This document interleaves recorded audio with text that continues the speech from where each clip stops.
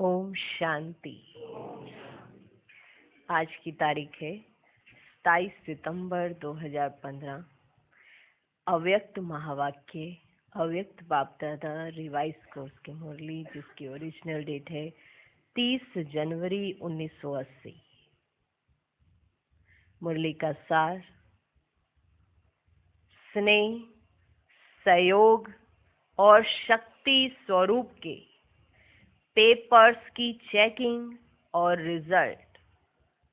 आज बाप दादा चारों ओर के श्रेष्ठ बच्चों को देख रहे हैं। चारों ओर के बच्चों का एक ही स्नेह और याद का संकल्प है। अच्छे अच्छे सर्विसेबल सहयोगी बच्चे बाप दादा के सदा साथ हैं। दूर होते हुए भी स्नेह के आधार पर अति समीप है। रहते दूर है पर स्नेह के आधार पर अति समीप है। आज बाप दादा हर एक बच्चे के स्नेह, सहयोग और शक्ति स्वरूप की श्रेष्ठ मूर्त देख रहे थे। आदि से अब तक तीनों ही विशेषताओं में विशेष कितने मार्क्स रहे हैं? स्नेह में 3 बातें विशेष देखी। स्नेह में 3 बातें विशेष देखी। 1, अटूट स्नेह। परिस्थितियों व व्यक्ति स्नेह के धागे को तोड़ने की कितनी भी कोशिश करें, लेकिन परिस्थितियों और व्यक्तियों की ऊंची दीवारों को भी पार कर सदा स्नेह के धागे को अटूट रखा है, टूटने नहीं दिया है। अटूट स्नेह। भले कोई व्यक्ति पीछे पड़ा कि आपके स्नेह को तोड़वाने के लिए, भले कोई व्यक्ति या परिस्थिति या कोई भी वैभव किसी भी तरीके के, कोई परिस्थिति आई हो, कोई व्यक्ति हो जो आपके स्नेह को तोड़ने के लिए आपको मजबूर करे, लेकिन आपका स्नेह अटूट रहा। ये स्नेह का धागा आपका टूट नहीं पाया। कारण व कमजोरी की गांठ बार बार नहीं बांधी है, ऐसा अटूट स्नेह है। आपने कोई कारण नहीं पकड़ा, ना ही कोई कमजोरी पकड़ी। ऐसा अटूट स्नेह जब से जन्म हुआ तब से, ऐसा अटूट स्नेह कोई तोड़ नहीं सका, भले कितनी भी किसी ने दीवारें खड़ी कर दी। सदा सर्व संबंधों से, दूसरा पॉइंट है। दूसरा पॉइंट, सदा सर्व संबंधों से प्रीति की रीति प्रैक्टिकल में निभाई है। एक संबंध की भी प्रीति निभाने में कमी नहीं।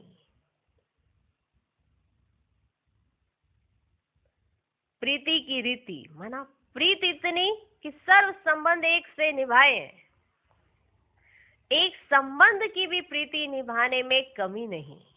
तीसरा पॉइंट, स्नेह का प्रत्यक्ष रिटर्न अपने स्नेही मूर्त द्वारा कितनों को बाप का स्नेही बनाया है।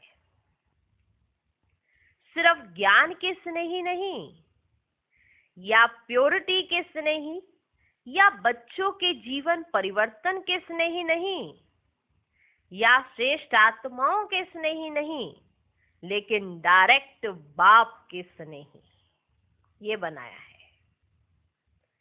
आप अच्छे हो, ज्ञान अच्छा है, जीवन अच्छा है, यहां तक नहीं, लेकिन बाप अच्छे से अच्छा है। इसको कहा जाता है बाप के स्नेही बनाना। तो स्नेह में इन 3 बातों की विशेषता देखी। बाप दादा ने चेक किया और ये 3 बातों की विशेषता देखी। 1, अटूट स्नेह। दूसरा, प्रीति की रीति माना सर्व संबंध निभाए। तीसरा बाप का स्नेही बनाया। किसी व्यक्ति विशेष या किसी भी चीज के आकर्षित नहीं, बाप के प्रति आकर्षित कराया। ऐसा अटूट स्नेह आपने बाप का स्नेही बनाया। तो स्नेह में बाबा ने इन 3 बातों की विशेषता देखी। सहयोग में, अब सहयोग का पेपर। सहयोग में मुख्य बात, एक निष्काम सहयोगी हैं, प्रश्न है ये, निष्काम सहयोगी हैं, ये प्रश्न के रूप में माना, निष्काम सहयोगी हैं, क्वेश्चन मार्क। दूसरा, सहयोग में मनसा वाचा कर्मणा संबंध और संपर्क में इन सभी रूप के सहयोगी सदा रहे हैं, प्रश्न, ये भी क्वेश्चन मार्क है। सहयोग की बात हो रही है ना अभी, स्नेह का सुन लिया, अब है सहयोग। सहयोग में बाप दादा ने 3 बातें कही हैं। एक निष्काम सहयोगी है, दूसरा सहयोग में मनसा वाचा कर्मणा संबंध और संपर्क में इन सभी रूप के सहयोगी सदा रहे हैं, तीसरा ऐसे योग्य सच्चे सहयोगी कितने बनाए हैं।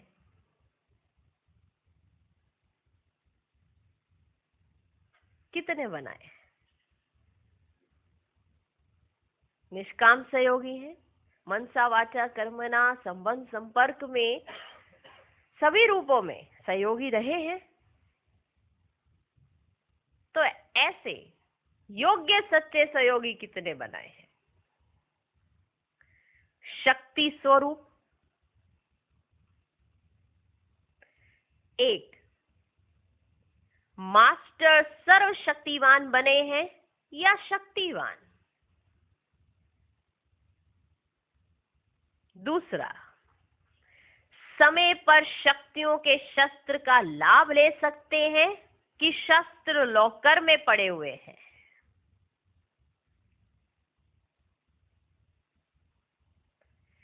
समय पर शक्तियों के शस्त्र का लाभ ले सकते हैं या शस्त्र लॉकर में पड़े हुए हैं। तीसरा, स्व की शक्तियों की प्राप्ति द्वारा औरों को मास्टर सर्वशक्तिवान कहां तक बनाया है। आप कहते आप मास्टर सर्वशक्तिवान हो, तो आपने स्व की शक्तियों की प्राप्ति के द्वारा औरों को मास्टर सर्वशक्तिवान कहां तक बनाया है। ये भी 3 बातें, 3 बातें अटूट स्नेह की, माना स्नेह में, ठीक है, 3 बातें स्नेह की और 3 बातें सहयोग की और 3 बातें शक्ति स्वरूप की। इन 3 बातों की विशेषता चेक कर रहे थे। मालूम चल गया, स्नेह, सहयोग, शक्ति, क्या देखा, क्या पाया और क्या देख रहे थे, वो बाबा बता रहे हैं। इन 3 बातों की विशेषता चेक कर रहे थे। सुनाया ना, आजकल पेपर्स चेक हो रहे हैं, आजकल पेपर्स चेक हो रहे हैं। तो आज ये पेपर चेक हुआ, तो आज ये पेपर चेक हुआ। रिजल्ट क्या हुई? रिजल्ट क्या हुई? तीनों की टोटल मार्क्स में फुल पास, पास और रहम करके पास करने वाले तीनों नंबरवार रहे। एक है फुल पास, स्नेह, सहयोग और शक्ति के पेपर में प्रश्न कौन से थे ये भी बाबा ने बता दिया, समझ गए। जैसे मैथ है, हिंदी है, इंग्लिश है, अब उसमें प्रश्न कौन कौन से थे ये भी बता दिया कि किसके आधार से चेकिंग हुई। समझ गए? समझ गए हम सब बच्चे? देखा कितना वंडरफुल बाबा हम सब बच्चों को एक एक चीज समझाते हैं, एक एक चीज। पेपर हुए, पेपर में उसके प्रश्न कौन से थे और उस पे फिर क्या रिजल्ट निकले। 3 तरह के निकले, एक तो फुल पास, एक पास और एक रहम करके पास करने वाले। तीनों नंबरवार रहे। फुल पास वाले आधे से भी कम, पास वाले 70% और रहम से पास करने वालों की भी लंबी लिस्ट थी। अब आगे क्या करना है? रिजल्ट ये निकली है, एक है फुल पास, एक है पास, एक है रहम देकर उनको पास किया गया है। तो अब आगे क्या करना है? फुल पास वाले आधे से भी कम, पास वाले 70% और रहम देकर पास होने वाले लंबी लिस्ट है उनकी। अब आगे क्या करना है? ये रिजल्ट है बाप के स्वरूप की। समझे? पेपर चेक किया बाबा ने, है ना, बाप ने चेक किया पेपर।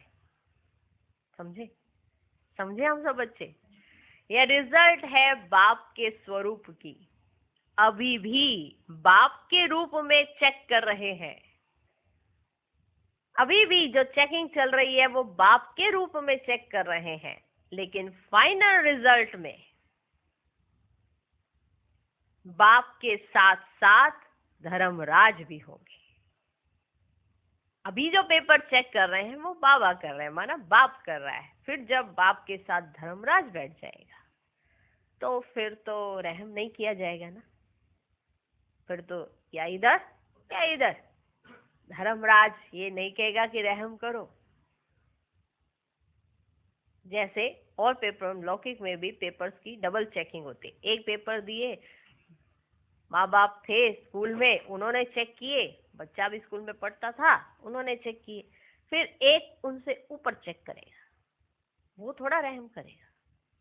वो तो देखेगा जहां पे है ही नहीं वहां पे नंबर दिया, वहां पे कट। तो अभी किसने पेपर चेक किए?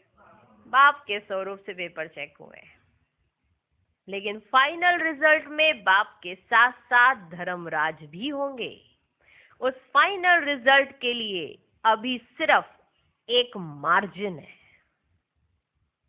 लास्ट चांस है, लास्ट चांस है। वह कौन सा?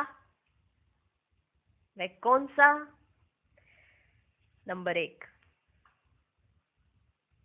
माना लास्ट चांस दे रहे हैं, वो कौन सा? नंबर 1। एक तो दिल के अविनाशी वैराग्य द्वारा अपनी बीती हुई बातों को संस्कार रूपी बीती को जला दें। ये जलाने का यज्ञ रचें। नंबर 1।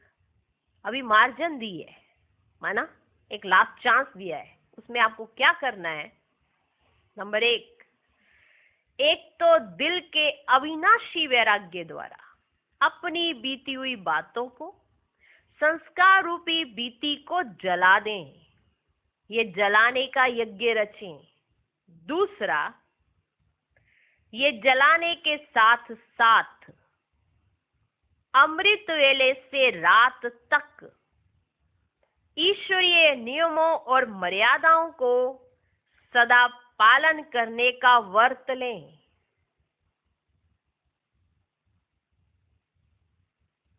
अमृत वेले से रात्रि तक आपने अपने संस्कारों को जला दिया।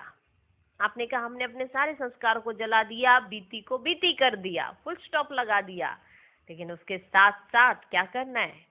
अमृत वेले से रात्रि तक जो नियम और मर्यादाएं हैं, ईश्वरीय नियम है और मर्यादाएं हैं, उनको पालन करने का, सदा पालन करने का व्रत लें। तीसरा, निरंतर महादानी बन, पुण्य आत्मा बन, प्रजा को दान करें।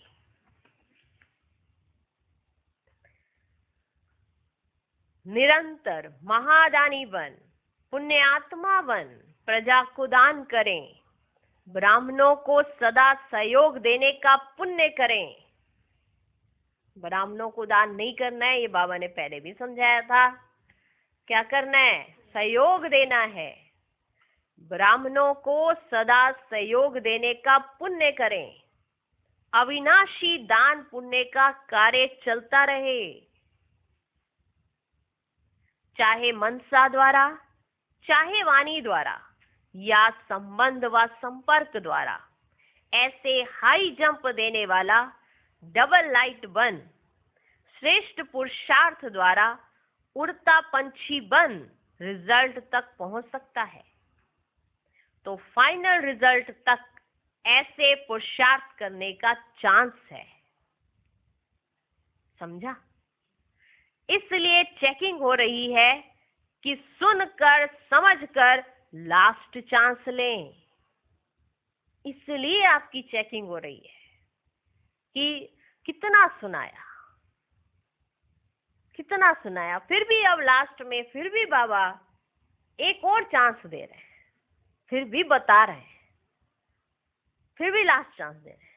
अगर बताना समझाना बंद कर दें तो जो जैसा करे वैसा पाए, वो लास्ट सीन ही है। उसमें कोई रहम नहीं दिया जाएगा कि आप यहाँ पे गलती कर रहे हो, इसको सुधार लो, आप पास हो सकते हो। अब यहाँ गलती कर रहे हो, इसको सुधार लो, आप यहाँ पास हो सकते हो। ये रहम ही है जो ये बताया जाता है। जिसको पास होना होगा हो जाएगा, जिसको नहीं होना होगा नहीं होगा। ये किसका पार्ट होगा? धर्मराज का। वो नहीं देखेंगे। ये जो समझानी, ये जो तरीका भगवान ने बताया कि जलाने का यज्ञ रचो, अपने जो बीती और पुराने संस्कार है उनको जलाओ, और साथ साथ नियमों का पालन करो। ईश्वरीय नियम और मर्यादाओं जो सुबह से लेकर रात्रि तक, अमृत वेले आंख खुलते ही रात्रि को आंख बंद होते ही जो भी नियम मर्यादाएं हैं सबका पालन करो। जब आप नियम मर्यादाओं का पालन करेंगे तो आपको अंदर से खुशी होगी और आपको मालूम चलेगा कि हमें करना क्या है। ये छोटी छोटी अवज्ञाएं ही भारी कर देती है।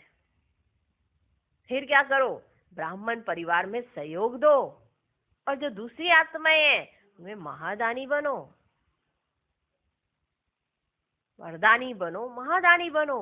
देखो भगवान हमको पहले से ही ऊंचा उठा देते हैं। बाहर की आत्माओं के लिए बाबा ने महादानी वरदानी बनाया और आपस में सहयोगी बनाया, तो सब पार्ट बजाने हैं ना। फिर देखो आत्मा कैसे उड़ती है। तो बाबा ने कहा समझा, इसीलिए चेकिंग हो रही है कि सुनकर समझकर लास्ट चांस लें। इसलिए बाबा ने सुनाया। ब्रह्मा बाप बोले साकार रूप द्वारा पालना हुई, अव्यक्त रूप द्वारा पालना हो रही है। अब जैसे साकार पालना वालों को समय प्रति समय बहुत चांस मिले, अब अव्यक्त पालना वालों को भी ये लास्ट चांस का विशेष हक मिलना चाहिए। इसलिए अव्यक्त पालना वालों को और साकार आकार दोनों की पालना वालों को, दोनों की चेकिंग में मार्क्स देने में थोड़ा अंतर रखा गया है। एक जिन्होंने साकार पालना ली है, एक जो अव्यक्त पालना में आए हैं, तो दोनों की चेकिंग में थोड़ा सा अंतर रखा गया है। शुरू वालों के पेपर्स और अव्यक्त पालना वालों के पेपर चेक करने में पीछे वालों को 25% एक्स्ट्रा मार्क्स हैं। इसलिए लास्ट चांस जो चाहे सो ले सकते हैं।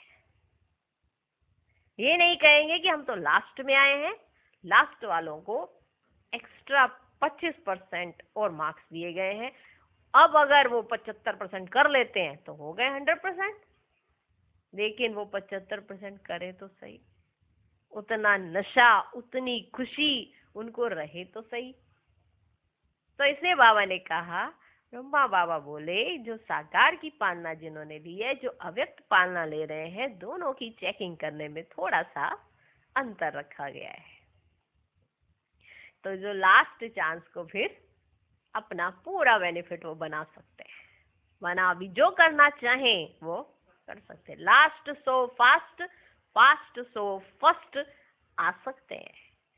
अभी सीट्स की सीटी नहीं बजी है, जैसे सब कुर्सी के इर्द गिर्द दौड़ रहे होते हैं ना, तो सीटी बजती है तो सब बैठ जाते हैं। तो बाबा ने कहा अभी तो सब दौड़ ही रहे हैं, सीट्स की सीटी नहीं बजी है, इसलिए चांस लो और सीट लो, चांस लो और सीट लो। जो चाहे, जैसा चाहे वैसा पदवी पा सकता है, करे पुरुषार्थ और आगे आ सकता है। तो सीटी अभी नहीं बजी है, इससे पहले कि सीटी बज जाए और दूसरे चांस ले ले तो आप चांस लो और सीट लो। कर्नाटक वाले सीट लेने में वैसे भी होशियार है। जैसे यहाँ नजदीक सीट लेना चाहते हो, वैसे फाइनल भी नजदीक सीट ले लो। जैसे यहाँ पर सब भाग भाग के आते हैं ना, मधुबन में जो बाप दादा मिलन होता है, तो सब कहते हैं हम आगे आगे बैठे, हम आगे आगे बैठे। तो बाबा ने कहा तो फाइनल भी नजदीक सीट ले लो। कर्नाटक वाले राजी सहज होते हैं ना, सदा ज्ञान के राजों में चलने वाले हैं, नाराज भी नहीं होते। जो ज्ञान के राजों में चलते हैं ना, वो कभी नाराज भी नहीं होते। अच्छा, ऐसे सदा राजयुक्त, योग युक्त, युक्ति युक्त कर्म करने वाले, राजयुक्त, योग युक्त, युक्ति युक्त कर्म करने वाले, ऐसे सदा श्रेष्ठ आत्माओं को, सदा सर्वशक्तिवान बाप के संग के रंग में रहने वाले ऐसी रूहानी रूहों को, महादानी महापुण्य आत्मा बच्चों को बाप दादा का याद प्यार और नमस्ते। हम रूहानी बच्चों की भी रूहानी बाप दादा को नमस्ते नमस्ते नमस्ते, good morning good morning good morning. विदेश सेवा में सफलता मूर्त बनने के लिए बाप दादा का इशारा। विदेश की सेवा में विशेष साइलेंस की शक्ति ज्यादा सफल रहेगी, क्योंकि वहां की आत्माएं एक सेकंड की शांति के लिए भी जगह जगह भटकती है। विदेश की सेवा में विशेष साइलेंस की शक्ति ज्यादा सफल रहेगी, क्योंकि वहां की आत्माएं एक सेकंड की शांति के लिए भी जगह जगह भटकती हैं। तो ऐसी भटकती हुई आत्माओं को एक तो शांति और दूसरा रूहानी स्नेह दो। स्नेह से शांति का अनुभव कराओ। प्रेम का भी अभाव है और शांति का भी अभाव है, इसलिए जो भी प्रोग्राम करो उसमें पहले तो बाप के संबंध के स्नेह की महिमा करो और फिर उस प्यार से आत्माओं का संबंध जोड़ने के बाद शांति का अनुभव कराओ। चाहे ड्रामा करो, चाहे भाषण करो, लेकिन भाषण भी ऐसे हो जैसे प्रेम स्वरूप और शांत स्वरूप दोनों का बैलेंस हो। मुख्य टॉपिक यह हो, बाकी भिन्न भिन्न रूप हो। भाषण से भी वही अनुभव कराओ और ड्रामा से भी वही अनुभव कराओ, तो वैरायटी प्रकार से एक ही अनुभव कराने से छाप लगती है। चाहे छोटे छोटे प्रोग्राम रखो या बड़ा, लेकिन बड़ा प्रोग्राम करने के पहले संपर्क समीप का वैरायटी प्रकार की आत्माओं का बनाना है। तो क्या होगा, वैरायटी प्रकार की आत्माओं की सेवा करने से हर प्रकार की आत्माएं उसमें शामिल हो जाएंगी, सहयोगी बन जाएंगी और प्रोग्राम की रौनक हो जाएगी। वैसे भी वैरायटी अच्छी लगती है ना, तो वैरायटी वर्ग वालों का संपर्क और संबंध पहले से ही बनाने से कोई भी कार्य सफल हो जाता है। बाकी जो फॉरेन सर्विस के प्रति निमित्त बने हुए हैं, उनको बाप दादा विशेष सेवा और स्नेह के रिटर्न में पदम गुना याद प्यार दे रहे हैं। दूसरा ग्रुप, बाबा ने कहा नॉलेज रूपी चाबी लगाने से भाग्य का खजाना प्राप्त हो सकता है। बाप दादा ने कहा, इस संगम युग पर भाग्य बनाने की नॉलेज रूपी चाबी मिलती है। चाबी लगाओ और जितना भाग्य बनाना चाहो उतना भाग्य का खजाना ले लो। सभी चाबी लगाने में तो होशियार हो ना। चाबी मिली और माला माल बन गए। जितना माला माल बनते जाते हैं उतना स्वतः ही खुशी रहती है। तो सभी ऐसे अनुभव करते हो कि जैसे कोई झरने से पानी निकलता रहता है, वैसे खुशी का झरना सदा बहता ही रहे, अखुट और अविनाशी। बाप दादा भी सदा सभी के भाग्य का सितारा देख हर्षित होते हैं। इंजीनियर्स ग्रुप से अव्यक्त बाप दादा की मुलाकात।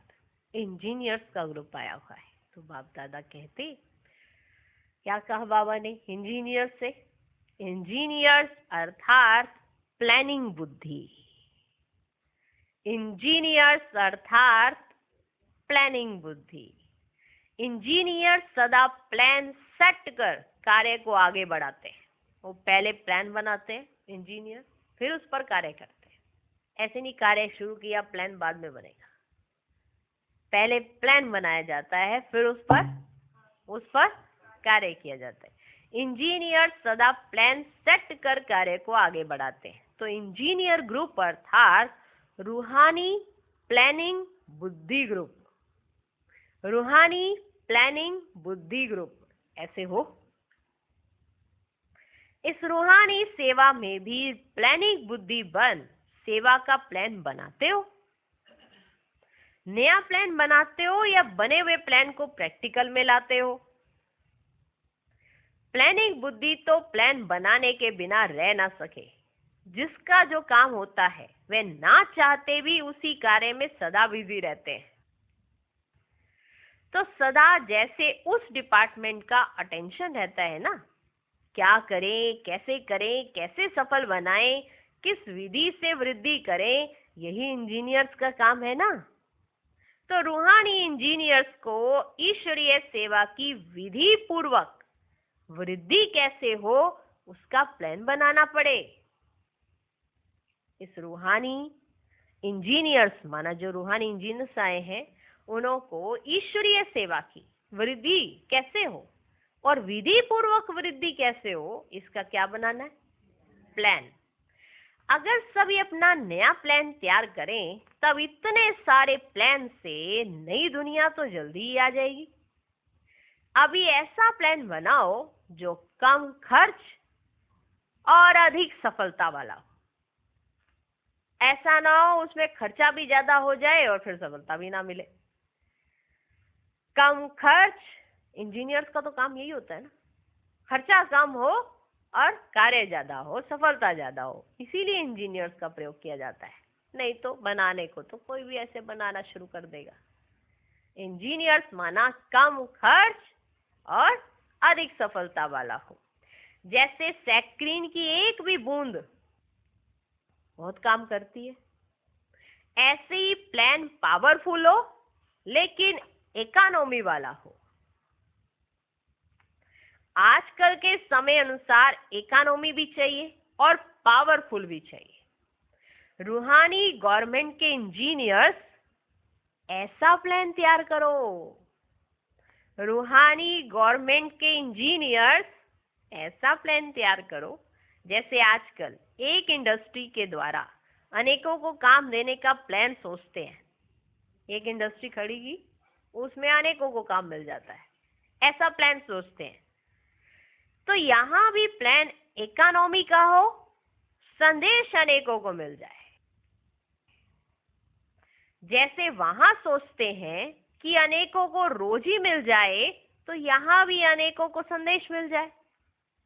यहाँ इंजीनियर्स बहुत चाहिए क्योंकि सतयुग में इंजीनियर्स कम समय में और सुंदर चीजें तैयार करेंगे। तो यहाँ से ही संस्कार चाहिए ना, यहाँ से ही संस्कार चाहिए, तब तो ऐसा प्लान बनाएंगे।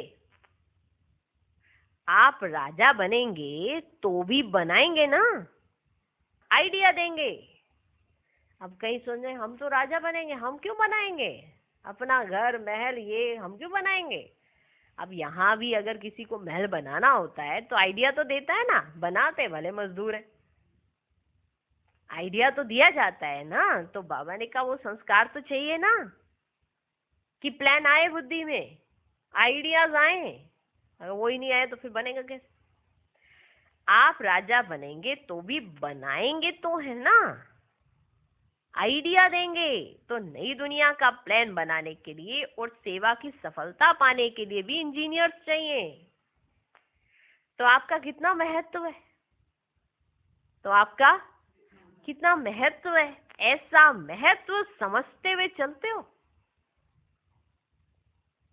कि हमारी कितनी वैल्यू है, ऐसा महत्व समझते हुए चलते हो। हर एक को समझना चाहिए मुझे सफलता का सबूत देना है, मुझे सफलता का सबूत देना है। हर एक नया प्लान बनाकर पहले अपने अपने जोन में प्रैक्टिकल में लाओ, जहां रह रहे हो, जिस जोन में हो वहां प्रैक्टिकल में लाओ वो प्लान। ऐसे ही नहीं सीधा हाई कमांड के पास आ गए, प्लान आया, अपने जोन में दिखाया नहीं, अपने जोन में सफलता की नहीं और सीधा ऊपर चले गए। ऐसा नहीं होता है, होता है क्या ऐसा? ध्यान देना, वो बाबा एक एक बच्चे के ऊपर उनको उन्हीं की फील्ड में कैसे समझाते हैं। हर एक नया प्लान बनाकर पहले अपने अपने जोन में प्रैक्टिकल में लाओ, फिर सारा विश्व आपको कॉपी करे। प्लान पास ना होने का कारण होता है कि इकोनॉमी नहीं होती। अगर इकोनॉमी और सफलता का प्लान हो तो सभी पास करेंगे, कम खर्च लगे।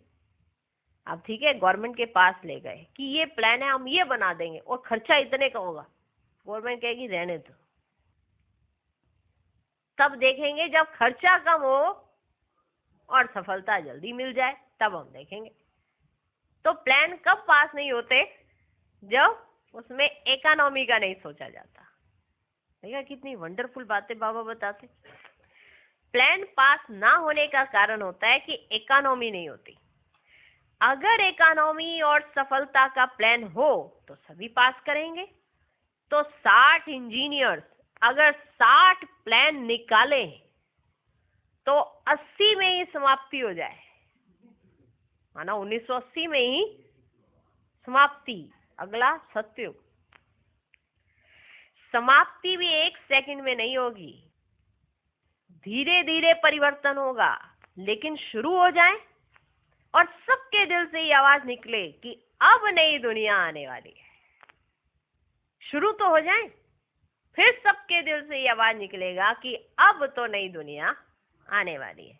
जैसे साइंस वालों ने चंद्रमा पर जाकर थोड़ी झलक दिखाई तो सब ने प्लॉट खरीदने की तैयारी शुरू कर दी। उन्होंने दिखाया कि हम जा रहे हैं चांद पर, तो फिर जो नीचे थे उन्होंने क्या तैयारियां शुरू कर दी? प्लॉट लेने की। तो कम से कम साइलेंस की शक्ति वाले नई दुनिया में प्लॉट खरीदने की तैयारी तो करा दो। आप साइलेंस की शक्ति के द्वारा, वो साइंस की शक्ति के द्वारा, मालूम है कि जबकि सारे नहीं जाएंगे चांद पर, लेकिन उन्होंने प्लानिंग तो बनानी शुरू कर दी ना नीचे वालों ने, क्या? प्लॉट लेने की। तो आप साइलेंस की, सभी के अंदर साइलेंस की शक्ति नहीं आएगी, लेकिन वो ये समझे तो सही कि नई दुनिया आने वाली है, तो उसमें तो वो प्लॉट लेने की तैयारी करे। समझे? देखा कितनी बाबा ने कितनी सहजता से, कितनी महीनता की बात बताई है। तो कम से कम साइलेंस की शक्ति वाले नई दुनिया में प्लॉट खरीदने की तैयारी तो करा दो, बुकिंग तो करा ले। जैसे साइंस की कोई भी इन्वेंशन पहले प्रयोगशाला में लाकर अनाउंस करते हैं, पहले अपनी प्रयोगशाला में करेंगे, फिर बाद अपने जो वहां की होगी वहां की, फिर सब जगह। ऐसे आप लोग भी पहले अपनी एरिया की प्रयोगशाला में प्लान का प्रयोग करो, फिर सब मानेंगे। प्लान की प्रैक्टिकल सफलता निकले। जो प्रदर्शनी व मेला देख चुके उनके लिए अब नया प्लान चाहिए, नई आकर्षण चाहिए तो प्लानिंग बुद्धि बन प्लान बना। ड्रामा अनुसार जो विशेषता मिली हुई है उस विशेषता को कार्य में लगाना, अर्थात विशेष लॉटरी लेना। जो भी ब्राह्मण आत्माएं हैं उन सबको एक एक विशेषता तो मिली हुई है। अब उस विशेषता को समझो और ईश्वरीय कार्य में लगाओ। तो ये लॉटरी लेना, नए नए साधन बनाने का प्लान निकालो। कॉपी में नहीं, प्रैक्टिकल में। कॉपी में प्लान नहीं बनाना है, ये करेंगे, ये करेंगे, ये करेंगे, वो करेंगे, ऐसे बहुत कॉपी में लिखते हैं। कॉपी में नहीं, प्रैक्टिकल में। वहां के तो कागज पर ही रह जाते हैं, लेकिन यह प्रैक्टिकल के प्लान हो। क्योंकि इंजीनियर सबसे पहले कॉपी में बनाते हैं ना, कागज पे बनाते हैं। कोई भी बिल्डिंग बनानी होती है तो वो पहले कागज पे पूरा नक्शा बनाते हैं, तब जाके उस पे पूरा एक्शन लेते हैं। तो यहाँ का जो भी प्लान बनाया है आपने सत्य की दुनिया के लिए, उसको आप अपने जीवन में प्रैक्टिकल में लाओ, फिर दूसरों को लगे कि प्लॉट बिक रहे हैं। हाँ, वो चांद पे गए, दुनिया ने सोचा अब तो बस चांद पे चले गए, हो गया शुरू। आपके जीवन की शांति से, आपके एरिया की शांति से उनको लगे तो सही कि शांति की दुनिया आने वाली है। आप कहते हो स्वर्ग आने वाला है, और आपके घर में ही स्वर्ग ना हो, आपके अंदर ही स्वर्ग ना हो, तो कौन सा स्वर्ग आने वाला है? शांति की दुनिया आएगी, हम शांति देने आए हैं, और खुद ही शांत ना रहती हो आत्मा, तो कौन सी शांति की दुनिया में लेके जाएगी? तो बहुत सी बातें हैं, बाबा हर बात पे गुह्यते गुह्य राज समझाए बच्चों की तैयारी करा रहे हैं। तो बच्चों को कितना अटेंशन देना चाहिए।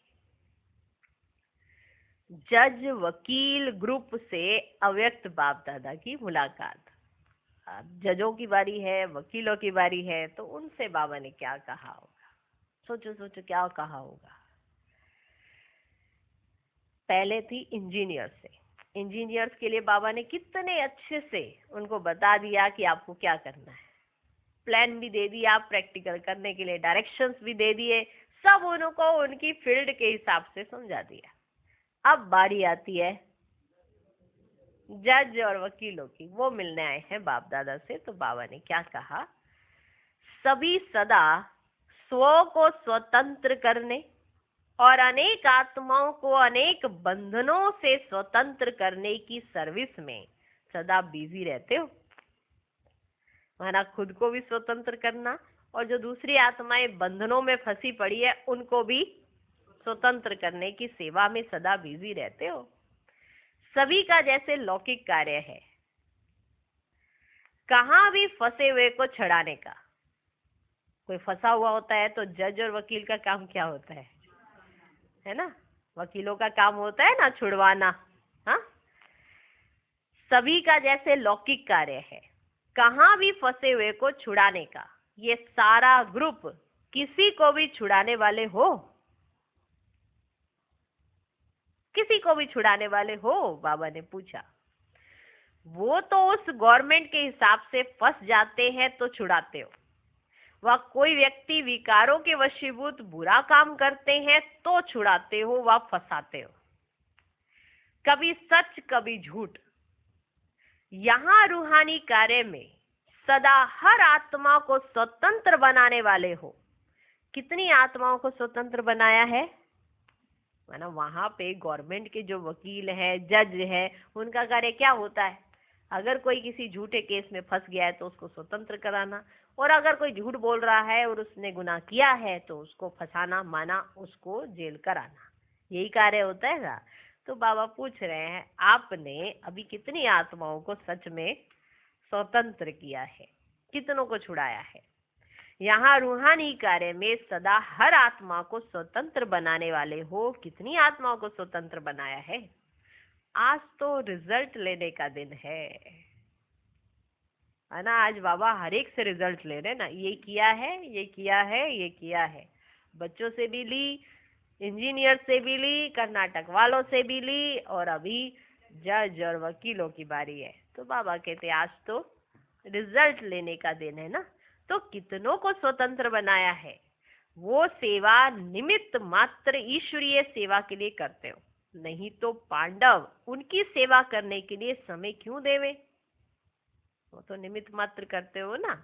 इसी सेवा से लाभ लेने के लिए गुप्त सेवाधारी बनकर सेवा में रहते हो। जैसे गायन है कि पांडव गुप्त रूप में सेवा करने के लिए गए। 1 वर्ष का अज्ञातवास सुना है ना। तो पांडव गुप्त सेवा करने के लिए, माना गुप्त पाठ बजाने के लिए, सेवा करने के लिए गए। तो पानी भरने या पैर दबाने नहीं गए, लेकिन गुप्त वेश में राज्य पलटाने के लिए सेवाधारी बन कर गए। कि आप कोई उस गवर्नमेंट के नहीं हो, इस गवर्नमेंट के सेवाधारी हो।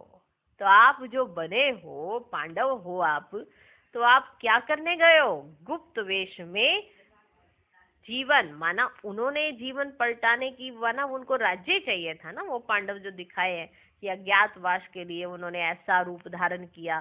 कोई पानी भरने या किसी के पांव दबाने नहीं गए। वो क्या करने गए? गुप्त वेश में राज्य पलटाने के लिए सेवाधारी बनकर गए। वैसे ही गुप्त वेश में गए हो विश्व के राज्य को परिवर्तन करने के लिए। तो सदा इसी कार्य में रहते हो। लौकिक सेवा अर्थात संपर्क बढ़ाने की सेवा।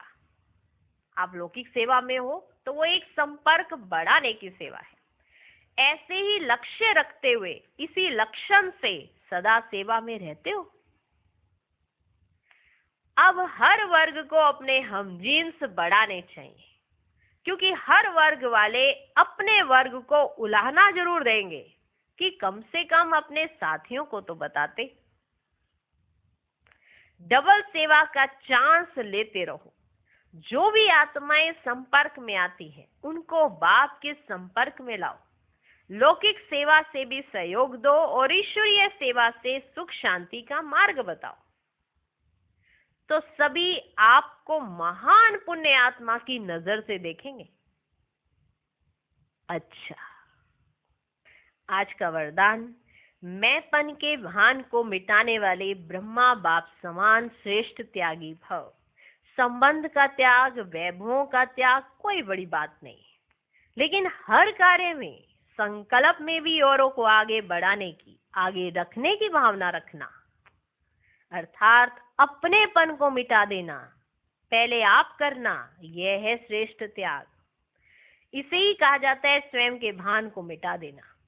जैसे ब्रह्मा बाप ने सदा बच्चों को आगे रखा, मैं आगे रहूं, इसमें भी सदा त्यागी रहे। इसी त्याग के कारण सबसे आगे अर्थात नंबर 1 में जाने का फल मिला। पहले मैं करना या पहले आप करना, किस किस बात में करना है, ये भी बाबा ने हमें सब समझ दी है। सब समझ दी है ना। तो पहले आप करना, ये है संगम पर अभी बीज बोने जैसा, भविष्य में मिलेगा इसका फल। तो फल पहले नहीं लेना कि पहले आप करते करते मैं ही पहले आने वाला हूँ, मैं ही पहले आने वाला हूँ, इसका अहंकार नहीं करना। बाबा ने नंबर 1 जाकर ये करके दिखाया है। जो बाबा ने करके दिखाया तो फॉलो ही तो करना है। किसी ने करके दिखाया तो करना सहज होता है। तो बाबा ने करके दिखाया है, कैसे बच्चों को आगे रखा, ऐसे आप अपने साथी सहयोगियों को भी आगे बढ़ाओ, आगे करो, तो पहले नंबर में आप भी आ जाएंगे। पहले नंबर का फल भी आपको भी मिलेगा। तो फॉलो फादर। आज का स्लोगन, फट से किसी का नुक्स निकाल देना, यह भी दुख देना है। ओम शांति।